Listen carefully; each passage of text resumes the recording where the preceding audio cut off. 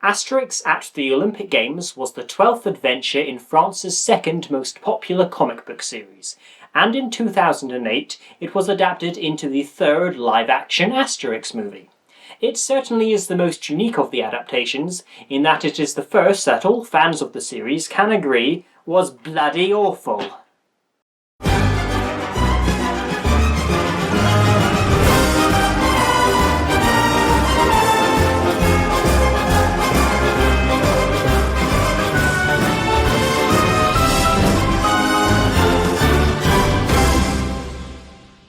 Asterix aux Jeux Olympiques, first published in 1968, was one of my favourites to read as a child, so naturally I was looking forward to a viewing once I heard it was being made into a film. One of the reasons I liked the book was that it was one of the first to include all the Gaulish villagers, besides the womenfolk. Now, there had been two previous Asterix adventures where the villagers were involved a bit, simply because the events of the book took place in and around the village, but the Olympic Games story had the bonus of being the first and only time vital statistics, cacophonics, fully automatics, and geriatrics accompanied Asterix, Obelix, Getafix, and Dogmatics to a foreign land. Incidentally, the only reason Unhygienics wasn't invited to Greece was the fishmonger's character wasn't created yet. Anyway, as soon as I saw the trailer, I noticed there was a couple little things that meant this wasn't going to be a particularly good adaptation. But before I get into that, here's what I think about the Little and Large Gaulish Warriors' previous live-action incarnations. Asterix and Obelix Take on Caesar use just a couple of story elements and references from the original source material, and maybe it's because of how hyped I was to see it back in the year 1999, but the only extremely minor gripes I have with that film's epicness is the fact the characters are wearing traditional and practical garb for the time period, rather than their colourful cartoony costumes. And also the title is a bit naff. Gotta complain about something, am I right? 3 years later, the second live-action Asterix movie was a direct adaptation of the Gauls' sixth adventure, Asterix and Cleopatra, which was also the second to be adapted into an animated feature. The film follows the original comic beat for beat, and although adds a lot more modern humour, the jokes work well without detracting from the original ones penned by René Goscinny 41 years earlier. It is definitely one of the funniest movies I've ever seen, though it is the only film I've seen where a family walked out of the cinema during it. I guess they were put off by the completely unnecessary shot of Cleopatra's bum crack. And the fact it was English subtitled, not English dubbed. Now forward 6 years to this. So here's the main problem I felt the trailer for Asterix at the Olympic Games was shining in my eyes. Like a torch. I get it! The film is disgustingly unfaithful to the original book, and Asterix and Obelix aren't that involved with the plot. Brutus is. Marcus Brutus was one of the main Roman politicians involved with the assassination of Julius Caesar, hence the saying, et tu, Brute, which were allegedly Caesar's last words, in between, ow that really stings, and I'll see you in hell, arseholes. In the world of Asterix, Brutus had appeared a handful of brief times throughout the years, until one of the better post-Goscinny adventures, Asterix and Son, where he was the main villain, and said to be the adopted son of Caesar. Putting aside that he looks absolutely nothing like he does in the comics, the movie gives no reference to him being anything other than Caesar's biological son. Therefore, his surname must be his first name. In the original book, Asterix and the villagers discover the existence of the Olympic Games, and go to compete with every intention of using the magic potion to help them win. Once they get there, they find out that doing so would be cheating. Well, duh. Which is against the rules. Well, duh. And so Asterix nominates himself to take part in the games, unaided by the super strength-giving liquid, thereby maintaining the honour of France. In the 2008 film, Brutus and some Romeo and Juliet bollocks challenge each other to the winner takes the girl routine, and while Brutus plots to overthrow his father, Asterix and Obelix stand by to cheer and laugh, yet provoke us to do neither. Even the DVD cover doesn't attempt to hide where the main focus of this film lies. The title clearly hints Asterix is the star, but that certainly isn't what the lineup is indicating, with Brutus being in the centre in front of everyone else. And as we all know, the centre star is the star.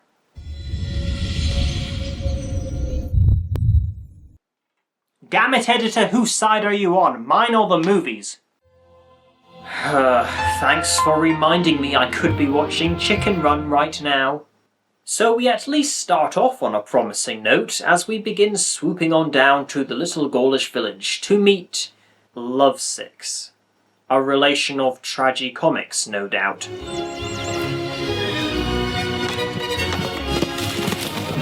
Ha! Fail.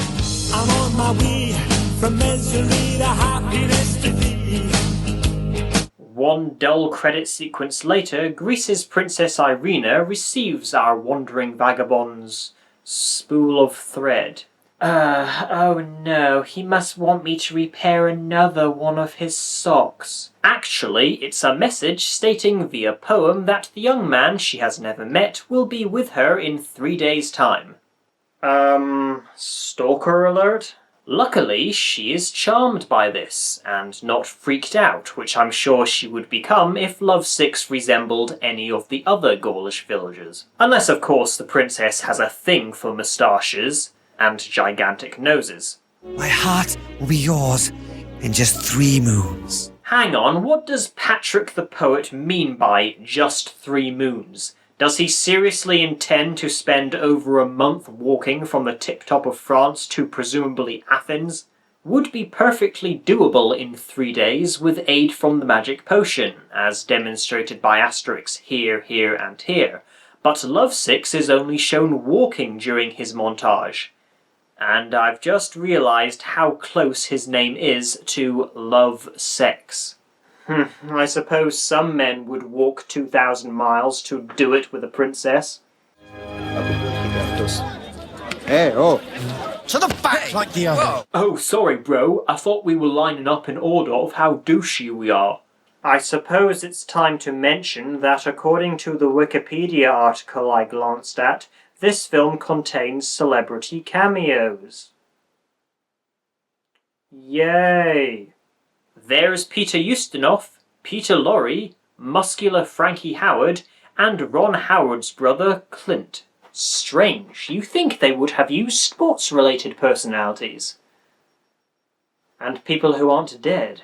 The King of Greece, Obnoxious, has promised Caesar that his son may marry his daughter Irina at the Olympic Games closing ceremony. I love another. I am so in love with his words. Oh. Lovesix managed to get a job as a servant within 20 seconds? I always assumed the Romans invented curriculum vitae. They're the words of a poet, and all of them are etched oh so deep inside of me. Etched so deep inside of me? What a terrifying metaphor. Thus entereth Brutus. His shtick is that he can't do anything right, and he loves to have people quartered. Find the stable boy and have him quartered. Oi, we invented that. Irina! It's you? It's me, Austin! Oh, son of a bitch! Brutus comes bearing gifts. A gigantic bust, which he presumably borrowed off Panacea, and a poem. Nothing I need, I feel for you. Like nothing I felt before. Wick you ain't. My name is Lovesix. Your name was what? Lovesix. Stop saying his name, there might be children watching. Oh wait, this film is rated R. I am from the only village in Gaul that still resists the army of Julius Caesar. Oh, well in that case, kill him! I shall marry the winner of the Olympic Games.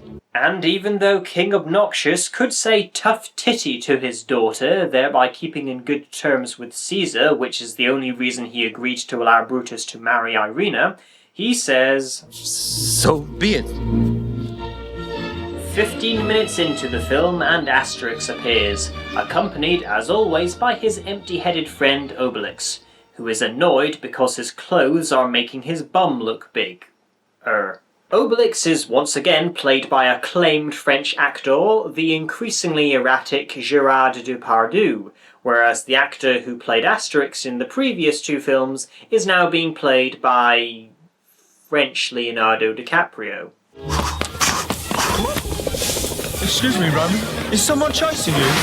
What's this? Something from the actual comic is happening, as the two Gauls meet legionary Gluteus Maximus, who is training for the Olympics, and they make him feel inferior. Catch this!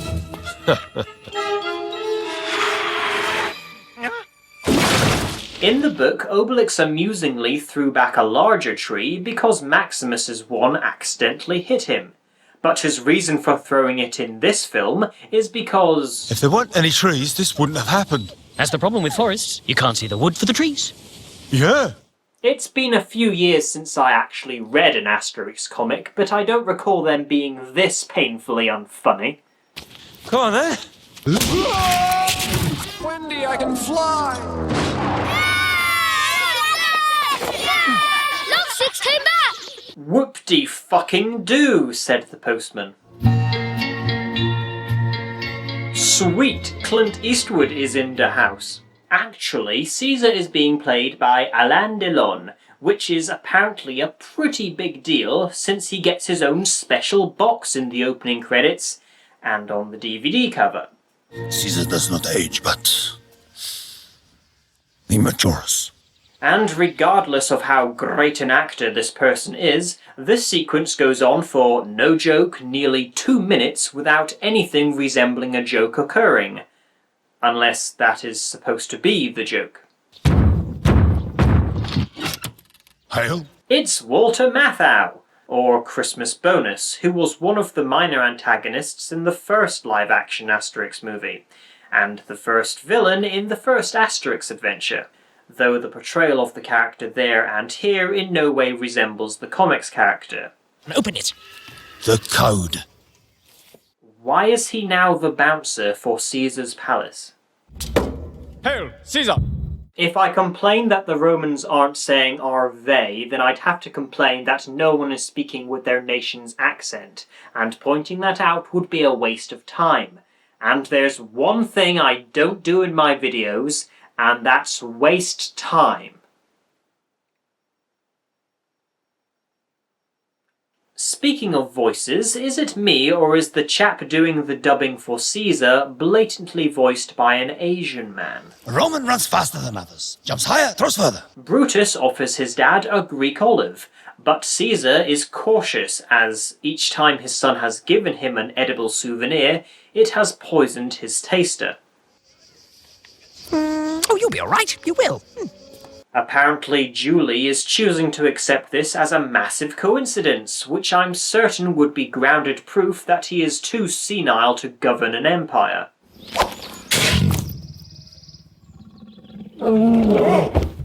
Choking to death on an olive stone certainly knocked the spots off that leopard. Damn it. Despite his friends and family being delighted by his return, Lovesex has decided to hang himself.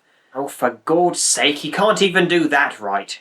To marry the princess, I have to win the Olympic Games, and I shall never do it. We're Gauls. We can't participate. That's the rules. Asterix realises that since all but their village have been taken over by the Romans, Gaul officially belongs to the Romans, therefore making them compatible to take part. We didn't fight the finger guns for nothing, will you hear? Okay, I promise I won't complain about the villagers being absent from the rest of the film as long as crazy old Jewish man keeps his trap shut for the rest of the scene. And I guess no other village or town in the whole of Gaul wanted to take part in the Olympics. They must have been too busy drinking wine and having sex. Les Français, am I right? Meanwhile, Brutus is watching some sumo wrestlers shake their danglers. What are you, because I had to chop off the bits. Otherwise, you would have been out all night partying. A eunuch joke. A eunuch joke in a film aimed at children. What is this? I don't even... Fingerprints. I always wondered why my parents didn't like me watching that show. Dream sequence, and a pretty amusing one too. Total formation! Too bad it's ruined by having the legionaries wearing the comic's green uniforms but holding onto red shields. I hate it when filmmakers mix facts into the fiction. Ah, CGI spears, my one weakness! Brutus has a sidekick in this film, Silencius, who cannot talk as his master, i.e. Brutus, cut off his tongue. You just gave me an order. Oh, yes. Thrown to the lions. What a shame. Not really. This one scene that character appeared in was as boring as ready salted crisps. So let's kick things up a notch with Brutus paying a visit to Dr. Frankensteinus. No, that would have been silly. His real name is Dr. Jekyllus. A lightsaber? They didn't have those in the Roman era. Brutus is looking for an invention to kill his father, so Jekyllus suggests this vinyl idol. But not just any vinyl idol, one that can carry out tremendous murder-related plots. What a shameless rip-off of 1972's Asylum.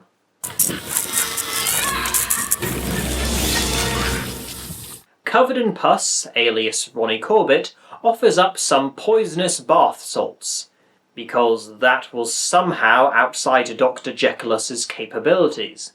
Is this for a special occasion? Marriage? Bar mitzvah? A retirement party. Meanwhile, at this point in the comic, the villagers travel by boat from Gaul to Greece, but find the captain of the ship Vital Statistics hired is expecting them to row all the way. During the voyage, they also encounter the pirates, causing even more humour to transpire. In this movie, Asterix and Getafix listen to Obelix passing on some poetry to Lovesix. This has made me hungry. Don't think that moment deserved such a profound music cue, but, well, okay then. Asterix interrupts the receptionists/judges for the Olympic Games, who are preoccupied with the invention of feetball. We're not spectators, we're athletes. Athletes, you? Can't you tell? This isn't the London Marathon, you know. Your outfits are not welcome. Brutus returns to Caesar, who is busy tanning his shoulders. Look what Dramatic pause. I brought you from Rome. The bath salts. Well, your lost 38 presents would have killed me had I not tested them on others. So... Bath tester! Like in the book, Gluteus Maximus reports the Gaul's super strength to his centurion. Only in this film, he waits until they have arrived at Olympia, and instead of his centurion, he tells Silencius. Wait, Silencius is his centurion? Dopey is in charge of one of the garrisons guarding the village. Then how was he able to give his legionaries orders while he was in Rome with Brutus? Oh, forget it. The next day is the Olympic opening ceremony.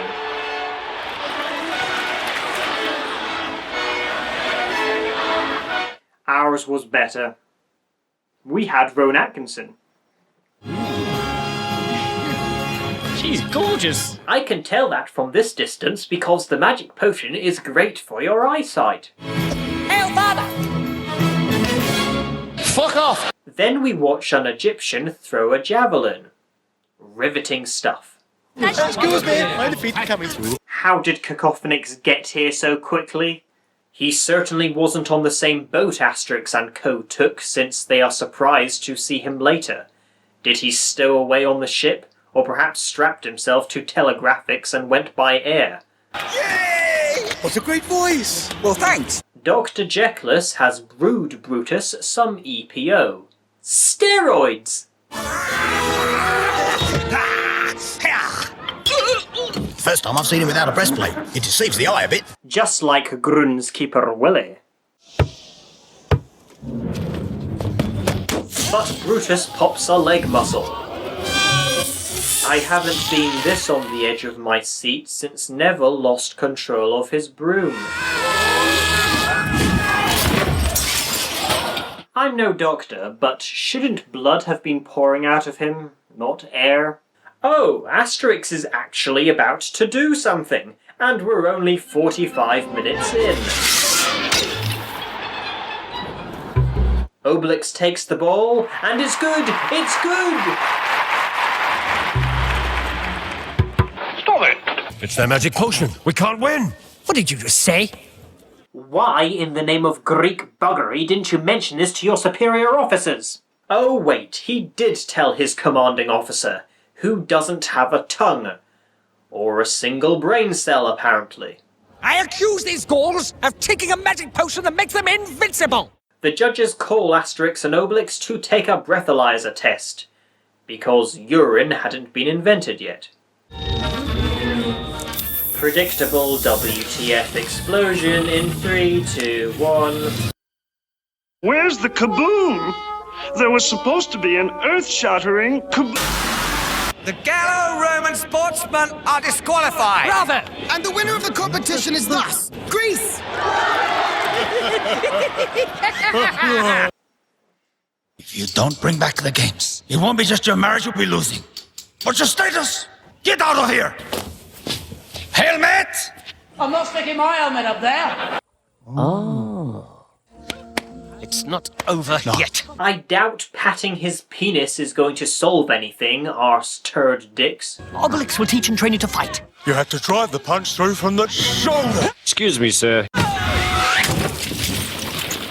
Well, he's dead. Did I ask you to illustrate my ideas with actions? Yay, Asterix and Obelix are being funny.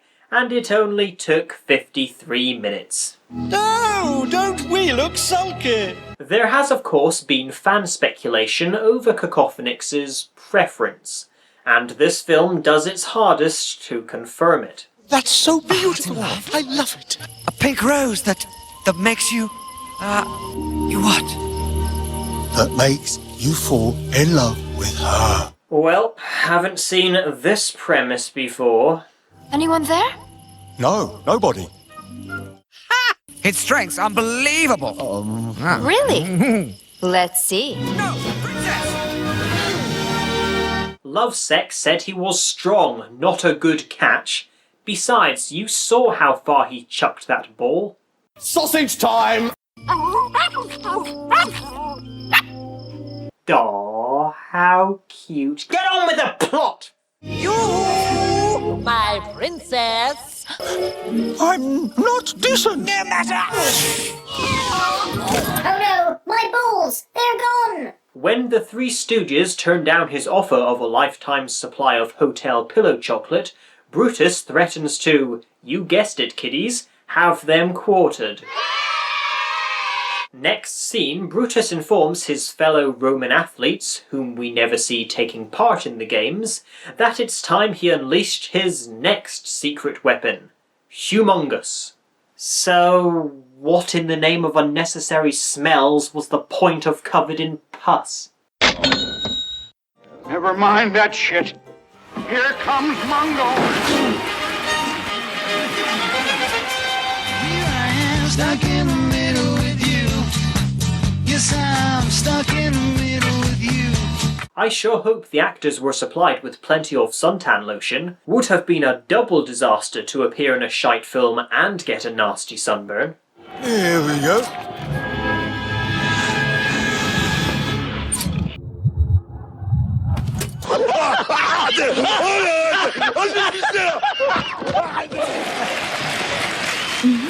I had no idea he was that big. Oh, it's his pole. Since his vaulting fail will surely earn them mega views on the BC YouTube, the judges let Brutus win.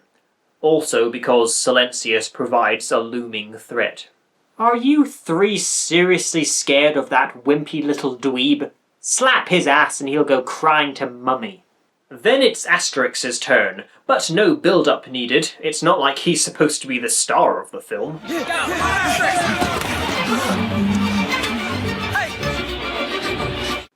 Seriously? I think at least one of the 3,000 spectators might have seen you do that, Brutus.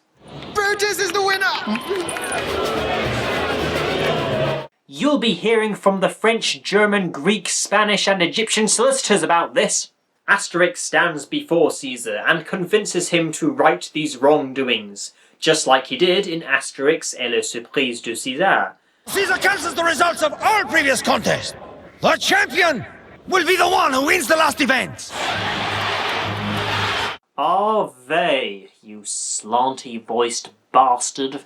Oh goody, covered in pus is back. He has made a mirror that shoots darts at whoever stands before it, and since Caesar catches them in the act of discussion, they must bluff their way out of it. Not just any old beauty, but a real beauty. There truly is nothing better. And it's scenes like this that are responsible for this movie being nearly 2 hours long. Me oh my, I am in utter suspense. I wonder what reoccurring joke this could possibly be leading up to. Tester of mirrors! Fuck! We should kidnap the druid and make him give us the magic potion. What's that, viewers? You completely forgot Getafix was in this? Maybe because he hasn't been seen or referred to for 45 minutes. An elixir of invisibility to kidnap Getafix during the druid's convention. What druid's convention? Why does this film last 110 minutes? Okay, that was quite a cool effect. Brutus, Jackalus and Silencius go with the invisible Gluteus Maximus to the convention disguised as druids, thereby rendering the purpose of the invisibility potion... Getafix has been taken! Hasn't this happened like 4 times now? Thanks to the Twilight Bark, they find Getafix, who, like in the first book, has sent the Romans out to find some difficult-to-come-by ingredients. Because the Romans are so keen on this potion, let's give them some.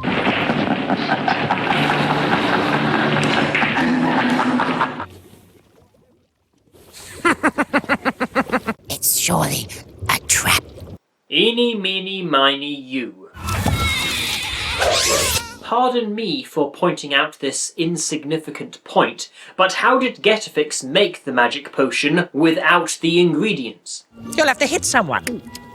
Please hit Silencius. Please punch that dweeby little fucker into the sun. Break every bone in his... Can't you deliver one single thing I want, movie? The final event of the games is to be a chariot race. What are you doing? Just doing some horse whispering. When the race starts, run really fast. The sound is humid. It will be heavy going. I don't know who those people are. Well, shit in my transvestite piano teacher's mouth. That's Formula 1 champion Michael Schumacher. Oh. I don't care. God damn it, Jeffrey. You suck! Didn't that guy's crown used to be made of cardboard? No? That's right, Richie! Gluteus Maximus forces the judges to eat the Beetleizers. You 3 wouldn't last 5 minutes on I'm a Celebrity, Get Me Out of Here. Because they aren't celebrities, and the error would probably be noticed fairly quickly. Let the stadium stand! Turn red! With the blood of the vanquished! I'll bet 20 quid on the Greek rider. He is after all being played by a resurrected Buster Keaton. Just before the race starts, Brutus takes a swig of magic potion.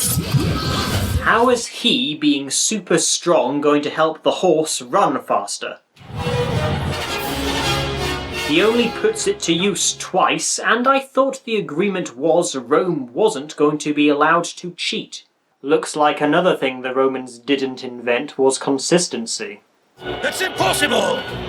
Ha! Caesar don't give no shits. No wonder the old boy's confused. He wants his country to win, but doesn't really want the man representing his country to win. I'm blind! No!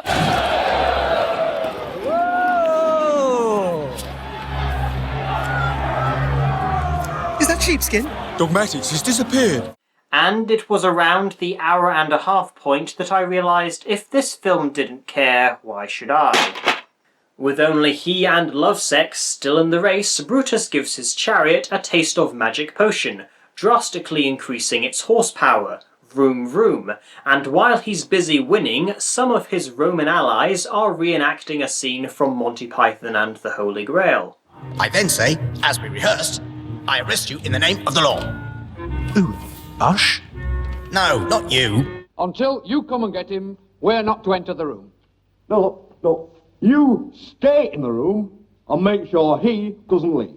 We don't need to do anything apart from just stop him entering the room. Brutus has won the games? And Greece has won a prince. As in the comic, Asterix reveals that the magic potion was doctored to make its drinker's tongue turn blue, though where Getafix found the necessary bat saliva to concoct this effect is a mystery we'll never know. Long live Brutus the Great! Brutus the Fast! Wait, Brutus wants to overthrow his father? Where did that come from? He's been so secretive about it. I said seize him! Ugh, come on guys, we've rehearsed this like 10 times this morning. So Brutus's final solution required soldiers under his father's command to force him to abdicate, in front of thousands of spectators. Spectators who have probably grown to hate this vain upstart more than the tyrant whose armies took over their land. I knew I should have adopted a son instead. Get it? The Olympic Games have been won by the team of Gallo-Romans!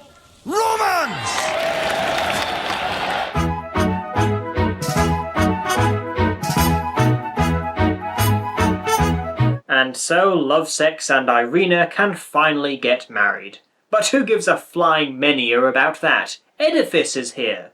The characterization of Oedipus as an eager, fast-talking and competent clown in Mission Cleopatra was one of the best things about it, and once again he is played by a man of many media traits, but tragically only one arm, Jamel Debbouze. Hello, Oedipus. Mrs. Geriatrix, what are you doing here? She must have been as desperate to get away from her husband's voice as I was. Hello, ladies. Let me introduce to you a fellow bard, Herix Bardix. Don't you mean Hendrix? And so the film ends with Oedipus miming sex with a primitive feetball, and then hanging out with some celebrity guests. And guess what? In 5 minutes he has more dialogue and screen time than Asterix does in the entire movie. What else can I say? Asterix at the Olympic Games certainly lived up to its terrible trailer. No, actually the trailer was better. Because it was an hour and 40 minutes shorter! This film is about as much fun to experience as a prostate exam. Putting aside the fact that it's boringly tedious, I would love to meet the fuckers who thought it was a brilliant idea to make an entry into the Asterix series where the characters the audience have actually come and paid to see only do stuff for about 16% of its pointless plot. Seriously, Asterix had a bigger role in Where's Asterix than an adaptation of a book where he won the Olympic Games. Kinda a memorable occasion, Mr. Producers. Speaking of the person who actually got crowned the champion, I am so fucking sick of films with tacked-on love stories involving a pair of uncharismatic characters the audience don't give a shit about. I haven't been this pissed off by The Lovebirds since the 4th Pirates of the Caribbean movie. He's a Christian and she's a mermaid. Will this relationship work? Do you care? No. The actor who played Brutus did receive critical praise for his comedic performance in this, and yes, he is definitely amusing. But this just seems less like an Asterix film and more like a wildly inaccurate episode of Horrible Histories. You could easily edit out all of the Gauls besides Lovesexy and make this just a comedy about the first Olympic Games. It would still be crappy, but at least Rene Goscinny won't be spinning in his grave. In conclusion, this film was as faithful an adaptation of a classic piece of literature as the average Disney movie. With that said, I have to admit that I am slightly biased towards disliking this.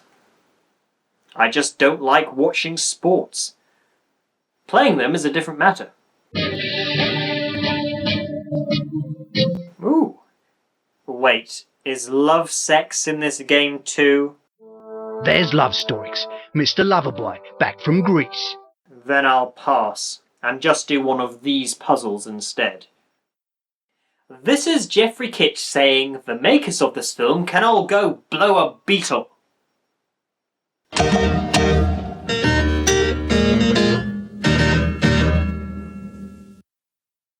You do look like you were in the Village People.